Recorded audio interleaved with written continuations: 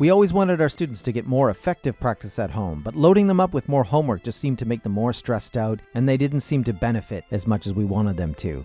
Then we made the Gamerize Dictionary, and it's changed everything. So some of the things that I really like about Gamerize Dictionary is how much it empowers the students. So now he's fully engaged. Yeah, Cool. after we started using Gamerize. And once we introduced the Gamerize Dictionary, he just took off and was logging in hours and hours daily.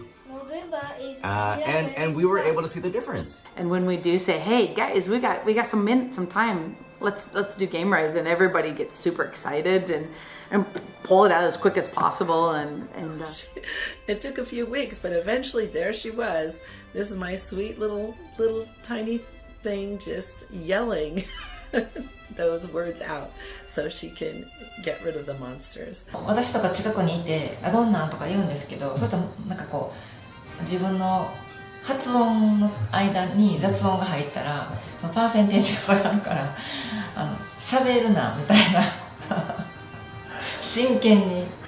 My English lessons are fun. Keep repeating phrases that while they're playing the game, and that the parents would watch it and they will like, wow, like my kid is practicing very hard, and so the conversion rate is getting higher. 知らず知らずにすごく英語のスキルを身につけられるっていうところがすごくこう画期的なアプリだなというすごい関心をしていますいつも。はい。To find out more about how to hybridize your curriculum, join our Facebook group where you'll have access to videos, webinars, and more. Looks good. Thanks.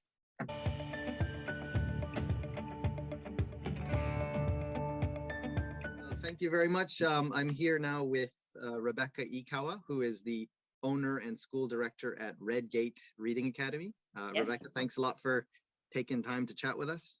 No problem. So I just want to start out. I've known Rebecca for it's been less than a year. It's been almost a year now, I guess. And I think you've probably found me through Facebook, and particularly about the Gamerize Dictionary. Yeah, I think it started with Gamerize. Yes, yeah. I remember getting a message like quite late at night from you about a year ago, and you couldn't figure out how to log in or something like that. And then after that we started chatting, and actually we've talked quite a lot over the last several months. Yes. And I think it sounds like Rebecca's got a really great school. You have tell us a little bit about your school. You've got, I think, an after-school program and English classes for kids. Yes, well, we started out as I really wanted to help kids learn to read. I was working at universities, and I saw the difference between the kids who can read and the kids who can't. And that was really sad for me because it's too late to teach phonics to 18 and 19-year-olds, although they were much appreciative of it. So that's why I decided to start the school, so I can really start. Any kid can learn to read. That's my goal. Yeah. So I really pushed that a lot. But of course, at the same time, I was looking for real communicative kind of things and getting the vocabulary up. And so I was very interested in the Gamerize Dictionary at first. Yeah.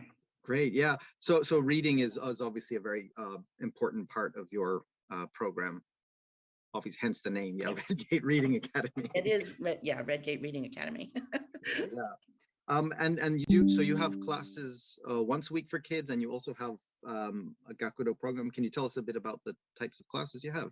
My classes are really, my friend calls it a kind of boutique school because I really focus on what that one kid needs. So I do have class time altogether, but I really focus on stations. And I usually have one or two teachers in the classroom, and we spend 10 or so minutes with each child to make sure they're getting what they need. That's really cool. Can you tell us a little bit more about the stations? Because I think that's just a really interesting and an idea that maybe not a lot of people are using at English schools. Yeah. Well, I usually have a phonics a teacher who works on phonics with them, phonics or reading, depending where they are on their level. And then I have a station where they work on their own. Usually, and again, it just depends on where they are. Maybe they're just writing letters. Maybe they're doing puzzles with rhyming. Maybe they're making words. Just whatever is right for that child. And another station will probably be on I have computers there, your little iPads in the back. So they work on some kind of internet. They really love the internet thing. So either they're reading on Epic, or they're doing some kind of internet, like a reading app, for example, Ebly, or we use Reading Eggs. And so now recently we've been doing Gamerize Dictionary too. And so that's been really nice. And then they can sit in that corner and read books over there for another station. And then they have a communicative station too, where I teach them a little bit of grammar, something really simple, That's whatever great. they need. Yeah, right. That's great. So it's very, very learner centered. It's very learner centered. Yeah, I just have found that the kids, I tried doing groups, but they were really shy, and they get really weird about other people listening to them and how good they are. And I might have a really good reader who can't speak, and a really good speaker who can't read, but they don't see their own strengths. Right. That's interesting. Yeah. Yep. Kids definitely behave quite differently when you get them in a big group, right? Some kids will really thrive and some less so. Yes. Yeah. Exactly. Yeah. Okay. So by moving them around to stations, you can kind of target specifically what they need. They need. And also they do move. So that kind of lets a little energy up. They get up, they go somewhere. Okay, now I'm going to do this. Right. A little bit of them, I have to train them. Okay, you're not going to walk around and see what your buddies are doing. Right. So it takes a little bit of training at the beginning of the year, but yeah.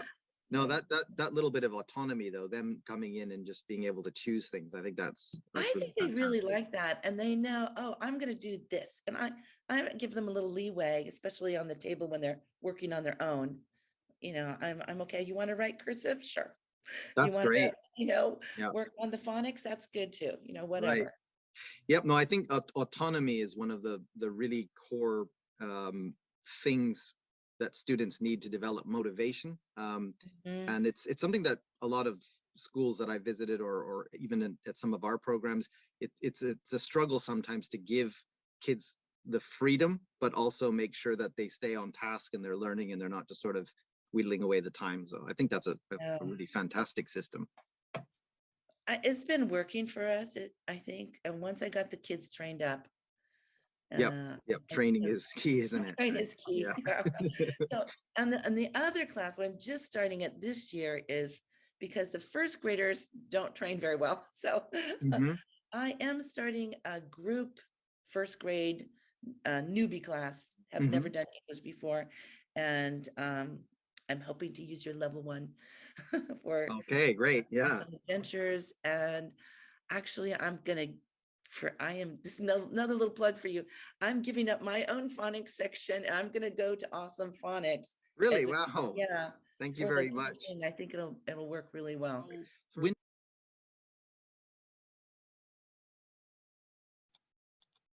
In case anyone's interested in what she was talking about there, we do have, actually I'll stop share for just a second, some of our own textbooks as well. They do go along with Gamerize Dictionary, although Gamerize Dictionary was not created for the purpose of these books, but we do have 2 distinct series, the Awesome Phonics Adventures. We also have Awesome Readers and the Awesome Adventures series, which uses these readers as well, all of which Rebecca has started to use as well. Sorry, I'll jump back in there. Sorry to interrupt.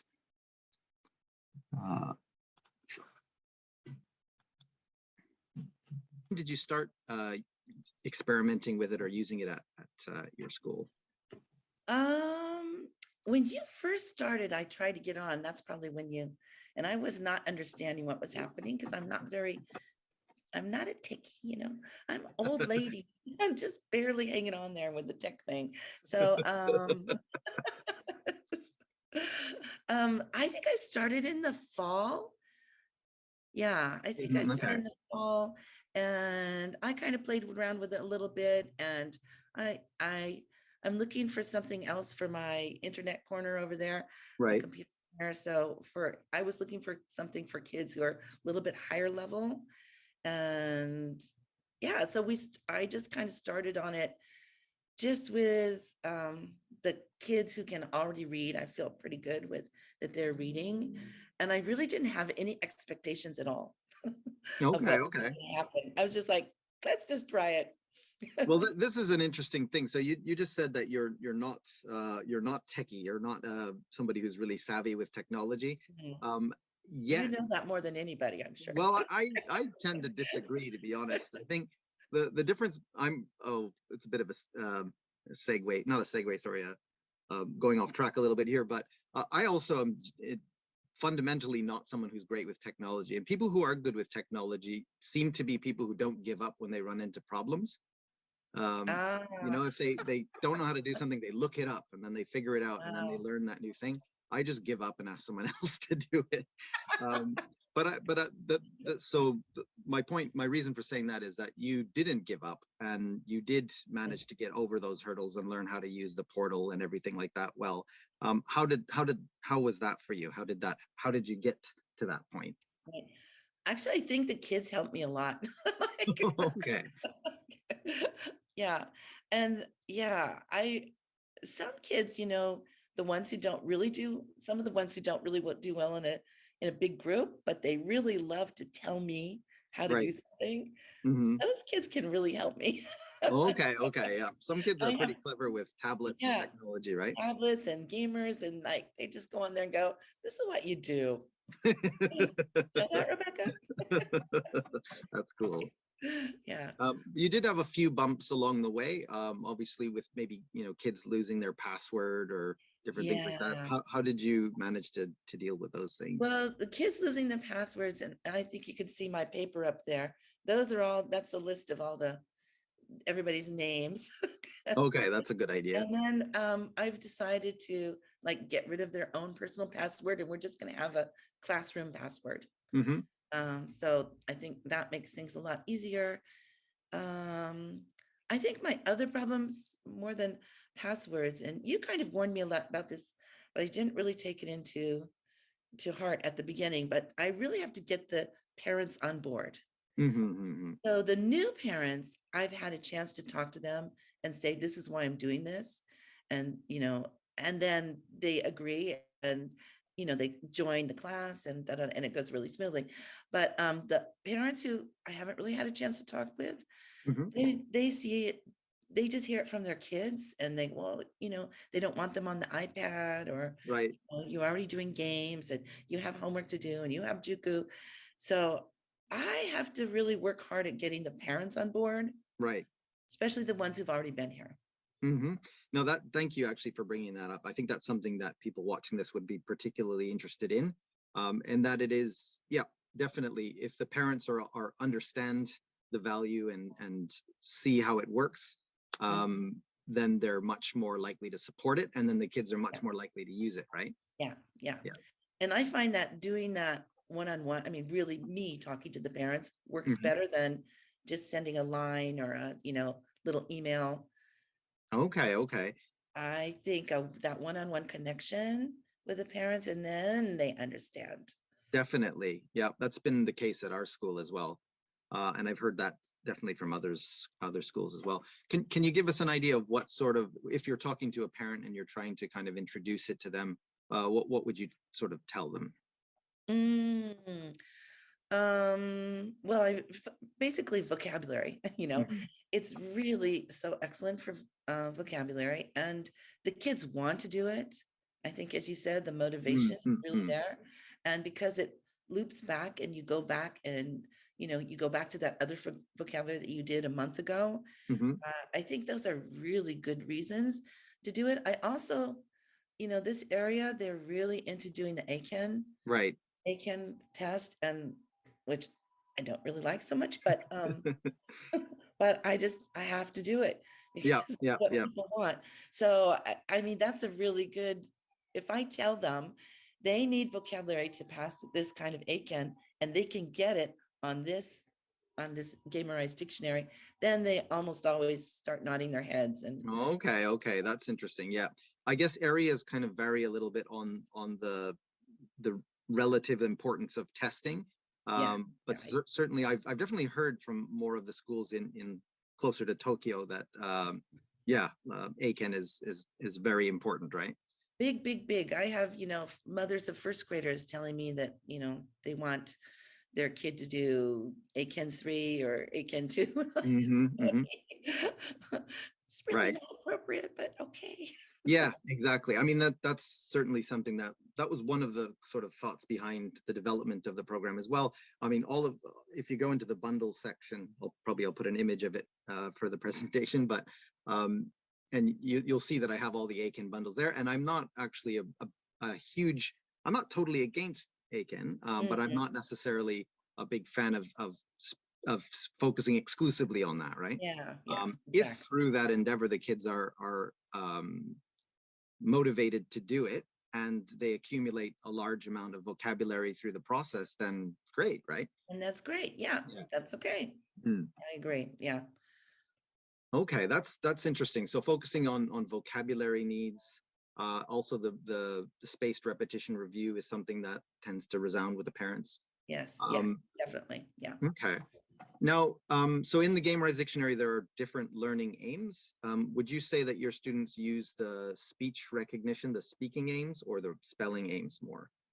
Most of them use the speech recognition, but I do have a small group of very shy kids who don't want to do it in class. Mm-hmm. And yeah, I was really surprised. And this, I also just give them, I sometimes tell them I want you to do this, but basically I let them go to what they want to do. So I was really surprised to see, for example, a student who is very poor at spelling, actually a super good speaker, but really poor at spelling.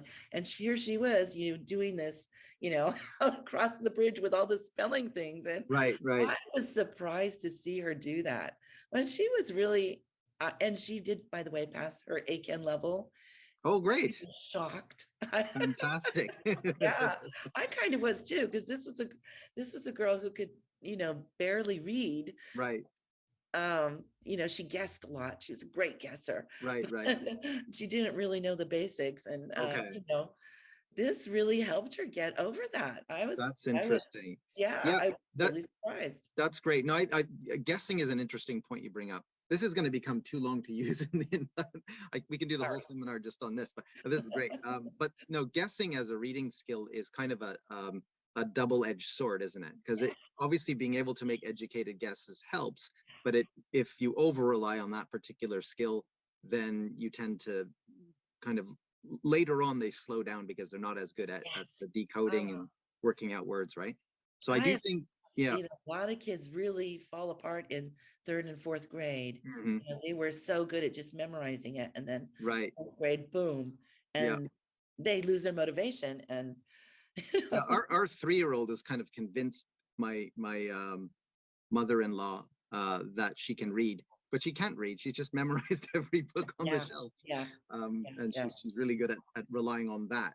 She can't actually read, but no. So the interesting thing I think also with the because in Gamerize Dictionary when you're doing something like spelling, you have to get it right in order to move on. It kind of forces you to focus on. It's not a design to kind of develop global reading skills. It really is good at getting them to kind of nail down some of those nuts and bolts, decoding CVCs or spelling words and stuff like that, right? Yeah. But I know it's getting long, but I also just really want to say, I don't know if the parents are impressed by this or not, but I am impressed when the kids go on there and just come out with this perfect accent, sentences, this perfect accent. It's just stunning. It is. There's definitely an aha moment when you see it yourself, right? Yeah. Whoa. Cool. that's awesome, right? That's pretty fun. Yeah. I hope the parents see that at home and go, this is working. Yeah, no, and I think there are there are parents that are more kind of hands-on and parents that are really quite hands-off. Yeah. So those are the ones that maybe do need a little bit more just information or guidance, I guess. Mm. Mm. Yeah. I'm thinking about making a little, like, start doing little videos of the kids when they do something, on Gamerize, and send it to the parents if they're not seeing at home, Right. We are also going to be including, this is a good point, timing to mention it, the analytics reports to parents. So Okay. the parents will get an email that tells them kind of how many words they've studied, and maybe okay. hopefully we'll give some other patterns, like these are some words that they're learning and that sort of thing. Okay. That sounds interesting. Good. About that a little bit. There is one feature that's coming up really soon as well. In the dashboard, at the moment, we've made it so the word slides. So cool. Very cool. Hopefully that'll be useful. Yeah. You use, reading eggs and Epic. You mentioned a few different reading. Yes, I use those. That's available for my students over there on their computer station. Yeah. I think I'll skip a little bit ahead because we've kind of talked about that before and we're a bit behind. We'll put the content for Oxford Read. I think I could do it pretty easily. So do you teach, if you're doing an Oxford Reading Tree reader with a lower level student, would you practice certain words before you have them read it, or? Yes, I make sure that they can decode it first. And also, of course, where's my thing? I don't have one right here, but the sight words are always the problem. And I have a little thing that I've made up. This is it's based on the heart words. Maybe a lot of people who teach reading know about the heart words, but I changed it because my kids didn't really understand the idea of learn by heart. So instead I say rule breakers. So they write the word sad, and then they break up with the graphemes, d,